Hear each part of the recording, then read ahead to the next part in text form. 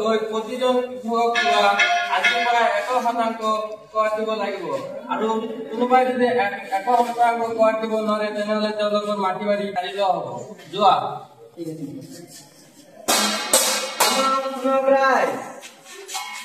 আজিৰ পৰা জমিদাৰে নতুন নিয়ম বনাইছে আজিৰ পৰা 100% কৰ দিব নোৱাৰিলে ঘৰ বাৰী সকলো বস্তু কাঢ়ি দিয়া হ'ব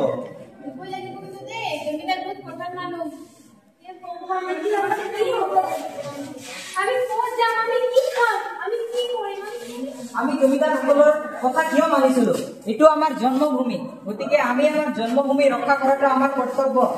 আমি জমিদাৰসকলৰ কথা নিয়ম মানি নচলো এইটো আমাৰ জন্মভূমি গতিকে আমি আমাৰ জন্মভূমিখন ৰক্ষা কৰিম ল'বই লাগিব জয় জৱাহৰ সন্তান সজাগ হল আৰু